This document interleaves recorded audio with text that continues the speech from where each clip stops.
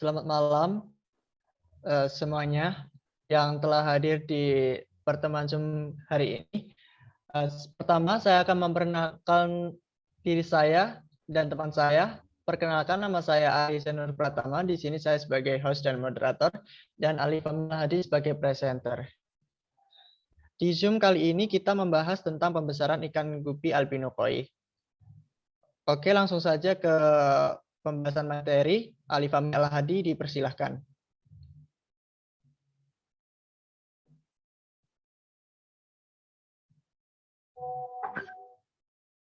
Assalamualaikum warahmatullahi wabarakatuh. Selamat malam semuanya. Saya di sini sebagai presenter. Saya berasal dari SMA 1 Tulungagung. Ini saya akan menjelaskan tentang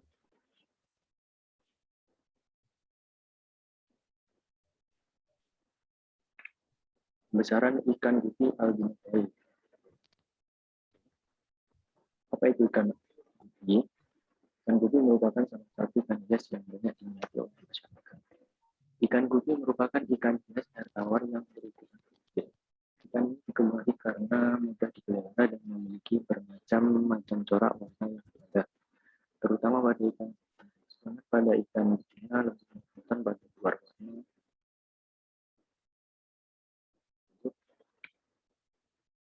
Untuk wadah yang baik untuk beternak ikan gupi, untuk wadah pembesaran ikan gupi baik diantaranya yaitu baskom, akuarium, bisa juga menggunakan ember plastik.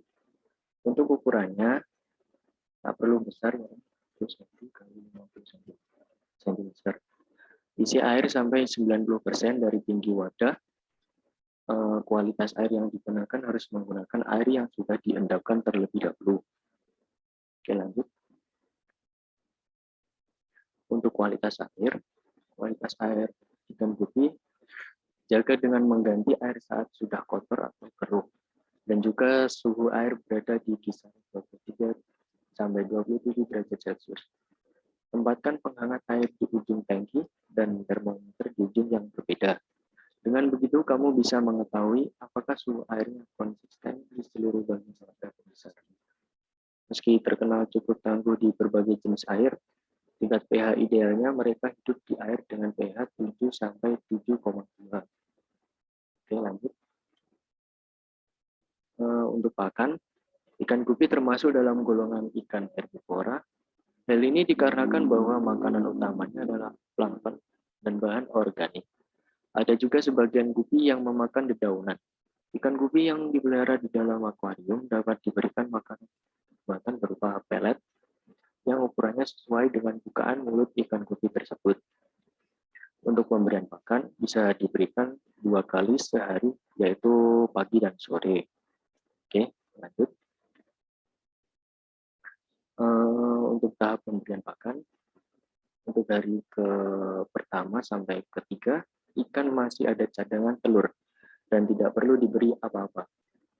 Untuk hari ketiga sampai ke-10 dapat diberi infusora, proteria, kuning telur, dan protein. Untuk hari ke-10 sampai 17 dapat diberi putu air yang telah disaring. Hari 17 sampai 20 dapat diberi putu air dan cacing sutra. Untuk hari ke-20 sampai seterusnya dapat diberi pelet sesuai dengan bukaan ikan tersebut. Oke. Untuk penyakit ikan gupi itu ada 4. Itu infeksi jamur kulit, white spot, inflamed gills, pimple. Oke, untuk infeksi jamur kulit, infeksi jamur disebabkan oleh jamur dan dapat menular ke sekitarnya. Gejala awal munculnya bercak-bercak putih seperti kapas di badan ikan. Ikan jadi kurang aktif bergerak, bisa juga jadi tidak nafsu makan. Warna memucat. Untuk pengobatan infeksi jamur kulit bisa dengan isolasi atau karantina ikan yang sakit. Ganti air pool, tempatnya dicuci sampai bersih. Kita bisa juga memberikan obat-obatan seperti Zytel Bumbu, terus ada bleach it, dan lain-lain. Bisa juga menambahkan garam kepada akuarium. Untuk white spot atau buntut putih, white spot disebabkan oleh kondisi air yang kotor.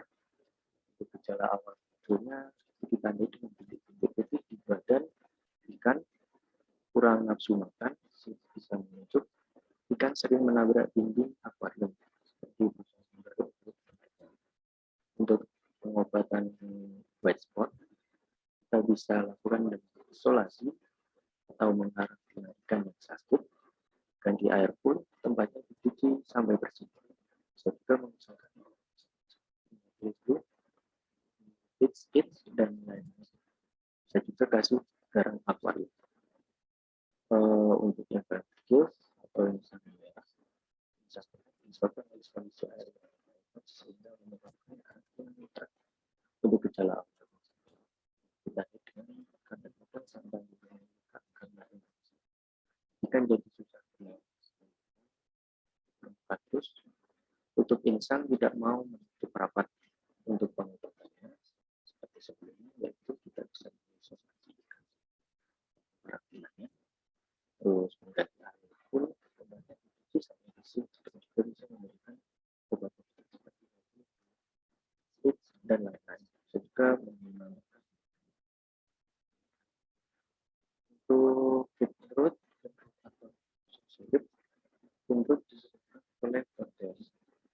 Gejala awal muncul itu kita menggunakan kulit yang terserap bila sudah lupa untuk pengobatannya itu isolasi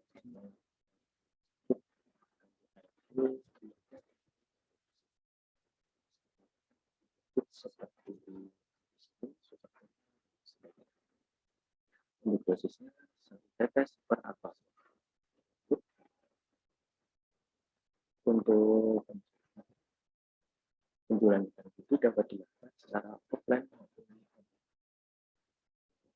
untuk apa yang dimaksud dari jelas itu adalah pembeli itu datang langsung ke tempat budidaya ikan putih kita, jadi kita tidak perlu melakukan untuk penjualan secara itu ada beberapa. Untuk pertama, pada pembeli lewati beberapa media sosial seperti jika sudah nanti dapat menggunakan biaya ikan dan konteks turun dan jangan lupa setelah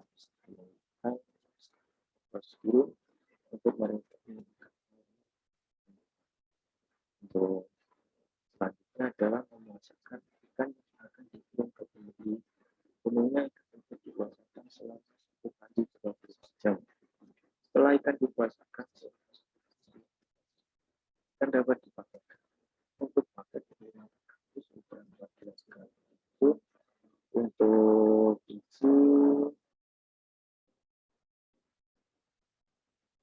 untuk isi 2 ekor dan di dalamnya dikasih styrofoam agar suhu di dalam paket dapat normal. Setelah itu paket dapat dikirimkan ke pembeli.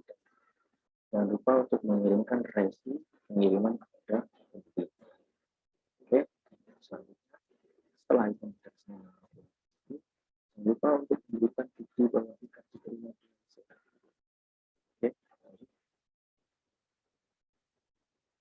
Oke, sekian dari saya untuk presentasi hari ini pada saat oke, saya serahkan kepada pertama. Terima kasih untuk Alif Fahmi Al-Hadi sebagai presentasi. Sekarang kita memulai ada sesi tanya jawab. Untuk sesi tanya jawab silakan untuk menyalakan mikrofon dan mengeklik angkat tangan jika ingin bertanya. Apakah ada pertanyaan? Iya, mohon izin Ariza, saya ingin bertanya kepada narasumber. Iya, Suara saya jelas ya? jelas Bu. Iya, bisa coba slide-nya, saya mau lihat materinya. Dari mana? Saya mau lihat materinya yang slide kedua. Yang kedua, Ya,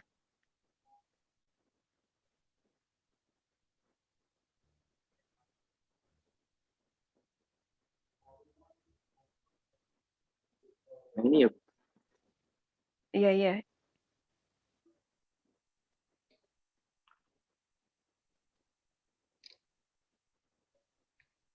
Hmm.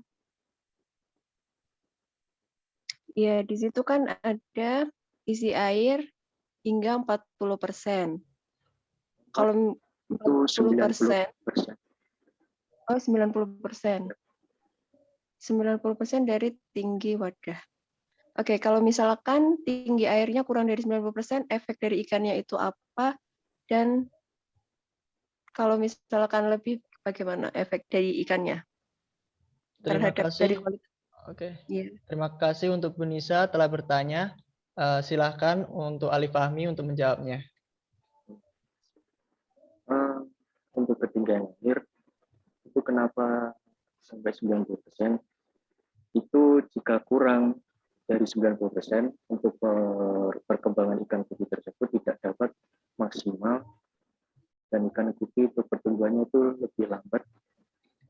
Dan kalau menggunakan ketinggian sampai 100%, itu ada potensi ikan gupi akan meloncat atau keluar dari wadah pembesaran. Makanya untuk antisipasi kita tidak bisa menggunakan sampai 100%, maka kita gunakan sampai 90% saja.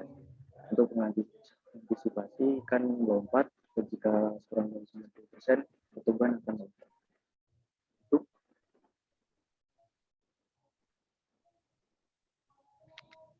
Iya, terima kasih Ali Fahmi untuk jawabannya.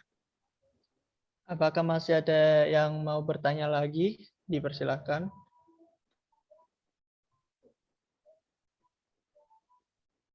Jika tidak ada, langsung saja saya tutup untuk hari ini. Presentasi tentang pembesaran ikan gupi albino koi telah selesai. Ini sangat jelas dan dengan ini sangat jelas sekali pembawa acaranya. Dan saya mengucapkan terima kasih untuk semuanya yang telah hadir di Zoom pertemuan hari ini. Saya mengucapkan terima kasih banyak. Jika ada salah kata, saya mohon maaf. Assalamualaikum warahmatullahi wabarakatuh.